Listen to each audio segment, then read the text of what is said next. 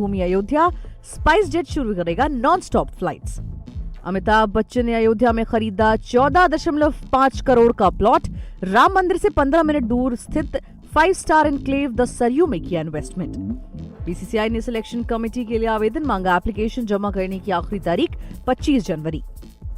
अब खबरें विस्तार से जान लीजिए। असली शिवसेना को लेकर जारी लड़ाई अब सुप्रीम कोर्ट जा पहुंची है। महाराष्ट्र सरकार के आदेश के खिलाफ शिवसेना का उद्धव ठाकरे गुट ने सुप्रीम कोर्ट में याचिका दायर की है। स्पीकर ने एकनाथ शिंदे समूह के विधायकों को अयोग्य ठहराने की याचिका भी खारिज कर दी थी, जिसको अब उद्धव गुट ने सुप्रीम कोर्ट में चैलेंज किया है। महाराष्ट्र के मुख्यमंत्री एकनाथ शिंदे के नेतृत्व वाले शिवसेना गुट को विभाजन के बाद असली शिवसेना घोषित करने के विधानसभा अध्यक्ष राहुल नावेरकर के आदेश को चुनौती दी गई है। स्पीकर ने शिंदे सहित सत्तारूढ़ खेमे के 16 विधायकों को अयोग्य ठहराने की ठाकरे गुट की याचिका को भी खारिज कर दिया था। 10 जनवरी को अयोग्यता याचिकाओं पर अपने फैसले में स्पीकर ने शिंदे खेमे के किसी भी विधायक को अयोग्य नहीं ठहराया था। बढ़ते हैं अगली खबर की तरफ। कांग्रेस सांसद राहुल गांधी की भारत जोड़ो यात्रा का आज 15 जनवरी को दूसरा दिन है। राहुल ने सुबह इम्फाल वेस्ट के सेकमई से यात्रा शुरू की। 14 जनवरी को मणिपुर के थौबल से यात्रा की शुरुआत हुई थी। मणिपुर में आज एक दिन के सफर के बाद यात्रा रात में नागालैंड में प्रवेश करेगी।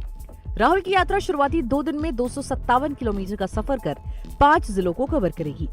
लोगों को संबोधित करते हुए राहुल गांधी ने कहा कि पिछले साल हमने कन्याकुमारी से कश्मीर तक यात्रा शुरू की थी। इसका मकसद देश भर के लोगों को साथ लाना था। हम एक यात्रा देश के पूर्वी हिस्से से पश्चिम तक करना चाहते थे। हमने मणिपुर से शुरू करने का फैसला लिया। हम भारत के लोगों को बताना चाहते हैं कि मणिपुर के लोग किस तकलीफ से जूझ रहे हैं। मैं जानता हूं कि आप किस त्रासदी से गुजर रहे हैं। आपने कई अपनों को खोया है, संपत्ति का नुकसान हुआ, मैं आपके साथ हूँ। हम चाहते हैं कि मणिपुर में शांति लौटे। 66 दिनों तक चलने वाली भारत जोड़ो न्याय यात्रा देश के 15 राज्यों और 110 जिलों से होकर गुजरेगी। राहुल गांधी जगह जगह रुककर स्थानीय लोगों से संवाद करेंगे। इस दौरान राहुल गांधी 6700 किलोमीटर का सफर तय करेंगे।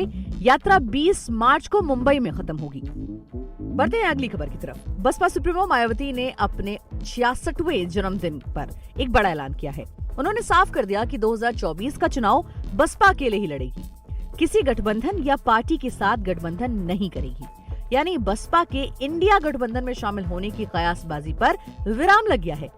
उन्होंने कहा गठबंधन से फायदा कम नुकसान ज्यादा होता है। लखनऊ में मीडिया से बात करते हुए उन्होंने कहा, मुझे राम मंदिर प्राण प्रतिष्ठा समारोह का निमंत्रण मिला है।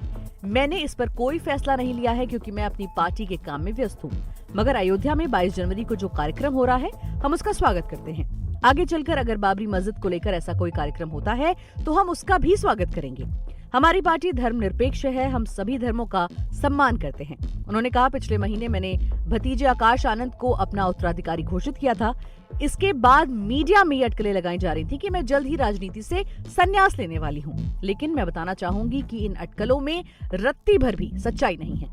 बढ़ते हैं अगली खबर की तरफ और जान लेते हैं मौसम का हाल। भारतीय मौसम विज्ञान विभाग के अनुसार उत्तर भारत में अगले 4-5 दिनों के दौरान घने से बहुत घना कोहरा रहने की संभावना है। वहीं दक्षिण प्रायद्वीपीय यानी कि आंध्र प्रदेश, कर्नाटक, केरल, तमिलनाडु और तेलंगाना में 14 जनवरी से पूर्वोत्तर मानसून की बारिश भी खत्म हो जाएगी। वहीं राजधानी दिल्ली में सोमवार सुबह भी ठंड का प्रकोप जारी रहा। बता दें कि आज का न्यूनतम तापमान 3.5 डिग्री सेल्सियस दर्ज किया गया है, जो इस सर्दी के मौसम का सबसे कम तापमान है। मौसम अधिकारियों ने बताया कि शहर के कई हिस्सों में कोहरा छाया रहा। आईएमडी ने आज और कल शीतलहर का ऑरेंज अलर्ट जारी किया है। इसके बाद दिल्ली में 20 जनवरी तक मध्यम कोहरा रहने की उम्मीद है। बात कर लेते हैं विदेशी खबरों की।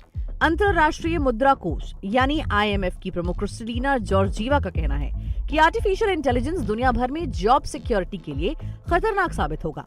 स्विट्जरलैंड के दावोस में आज से शुरू हुई वर्ल्ड इकोनॉमिक फोरम की सालाना बैठक में शामिल होने से पहले आईएमएफ चीफ जॉर्जीवा ने कहा कि एआई से विकसित देशों की 60% नौकरियां खतरे में आ जाएंगी। ये जॉब सिक्योरिटी के लिहाज से भी खतरनाक साबित होगा। हालांकि आर्टिफिशियल इंटेलिजेंस प्रोडक्टिविटी बढ़ाने के लिए मौके पैदा करेगा।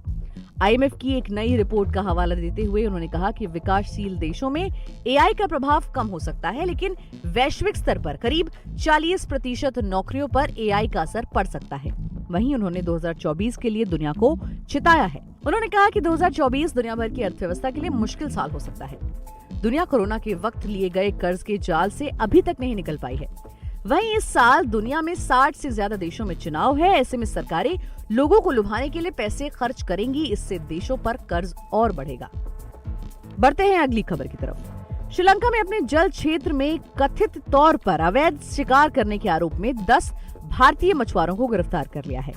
श्रीलंकाई नौसेना ने मछुआरों की नावों को भी जब्त कर लिया। मछुआरों को पकड़े जाने की घटना 2 दिन पहले की है। श्रीलंका ने एक ऑफिशियल स्टेटमेंट जारी करके सोमवार को इस बात की जानकारी दी। श्रीलंका नौसेना ने एक प्रेस रिलीज में कहा कि मछुआरों को रविवार को जाफना के पॉइंट पेड्रो के उत्तर में से गिरफ्तार किया गया और उनके ट्रॉलर को जब्त कर लिया गया। बयान में कहा गया कि पकड़े गए 10 मछुआरों को कांके संतुरई बंदरगाह से लाया गया और आगे की कार्रवाई के लिए मेलाडी मत्स्य निरीक्षक को सौंप दिया जाएगा। इससे पहले शनिवार को श्रीलंका जल क्षेत्र में कथित तौर से अवैध शिकार करने के आरोप में 12 भारतीय मछुआरों को गिरफ्तार कर लिया गया था। श्रीलंका नेवी ने मछुआरों को 3 ट्रॉलर भी जब्त कर लिए थे। बात कर लेते हैं अगली खबर की। एयरलाइन कंपनी स्पाइस जेट अपने यात्रियों को अब सीधे राम जन्मभूमि अयोध्या पहुंचाने की सुविधा देने जा रही है। कंपनी अगले महीने यानी 1 फरवरी से चेन्नई, बेंगलुरु और मुंबई से अयोध्या के लिए नॉन स्टॉप फ्लाइट की सुविधा देगी। दरअसल 22 जनवरी से ही राम जन्मभूमि अयोध्या पहुंचने के लिए देश के कोने कोने से श्रद्धालुओं की भीड़ उमड़ना शुरू हो जाएगी। ऐसे में अयोध्या आने वाले यात्रियों को रामनगरी में पहुंचने के लिए किसी तरह की परेशानी न हो, इसके लिए नॉन स्टॉप फ्लाइट की सुविधा पेश की गई है। स्पाइस जेट से मिली जानकारियों के मुताबिक बेंगलुरु वाराणसी के बीच एयरलाइन का 189 सीटों वाला बोइंग 737 विमान उड़ान भरेगा। एयरलाइन का लक्ष्य जल्द ही अयोध्या को भारत भर के कई जरूरी प्रमुख शहरों से जोड़ना है। बात कर लेते हैं मनोरंजन जगत की। अमिताभ बच्चन ने अयोध्या में राम मंदिर प्राण प्रतिष्ठा सेरेमनी से पहले 14.5 करोड़ रुपए का प्लॉट खरीदा है। इलाहाबाद में जन्मे वेटरन एक्टर ने Mumbai based developer the house of अभिनंदन लोढ़ा के 7 star mixed use enclave the Saryu में इन्वेस्टमेंट किया है। मिंट की एक रिपोर्ट की माने तो 51 एकड़ में फैले द सरयू में अमिताभ ने 10,000 स्क्वायर फीट का प्लॉट खरीदा है। इस पर वो अपना घर बनवाएंगे। द सरयू का इनॉग्रेशन भी 22 जनवरी को ही होगा, जिस दिन राम मंदिर की प्राण प्रतिष्ठा सेरेमनी होनी है। इस दिन प्रधानमंत्री नरेंद्र मोदी अयोध्या में श्री राम मंदिर का उद्घाटन करेंगे। इस प्रोजेक्ट में इन्वेस्ट करने को लेकर HT से बात करते हुए अमिताभ ने कहा कि मैं अयोध्या में द सरयू के साथ इस जर्नी को शुरू करने के लिए एक्साइटेड हूँ। ये एक ऐसा शहर है जो मेरे दिल के बेहद करीब है। अयोध्या की स्पिरिचुअलिटी और कल्चरल रिचनेस ने एक इमोशनल कनेक्शन बनाया है। मैं इस ग्लोबल स्पिरिचुअल कैपिटल में अपना घर बनाने के लिए बहुत एक्साइटेड हूँ। बात कर लेते हैं खेल जगत की। भारतीय क्रिकेट कंट्रोल बोर्ड ने सोमवार को men's senior cricket team selection committee के सदस्य के एक पद के लिए आवेदन मंगवाए हैं। BCCI ने अपनी वेबसाइट पर इसकी जानकारी दी। इस आवेदन में अजीत अगरकर की अध्यक्षता वाले मौजूदा 5 सदस्यीय पैनल में से किसे रिप्लेस किया जाएगा ये नहीं बताया गया है। आवेदन भरने की आखिरी तारीख 25 जनवरी है। BCCI के नियम के अनुसार बोर्ड हर जोन से एक चयनकर्ता चुनता है, जिसमें सबसे अनुभवी सदस्य को पैनल का अध्यक्ष बनाया जाता है, जो भी अजीत अगरकर हैं। किसी भी चयनकर्ता का संयुक्त कार्यकाल 5 साल से अधिक का नहीं हो सकता। चेतन शर्मा को फरवरी 2023 में एक स्टिंग ऑपरेशन के बाद पद से इस्तीफा देना पड़ा था। इसके बाद जुलाई में वेस्ट जोन से अगरकर को अध्यक्ष के रूप में शामिल किया गया था। फिलहाल अगरकर, सलिल अंकोला, S शरत, SS दास और सुब्रतो बैनर्जी चयन समिति में मौजूद हैं। ये संभव है कि BCCI समिति में नॉर्थ से किसी को रखना चाहेगा। तो दोस्तों, आज के लिए फिलहाल इतना ही। देश और दुनिया की तमाम खबरों को जानने के लिए जुड़े रहिए हमारे साथ और सुनते रहिए जागरण पॉडकास्ट का खबरनामा।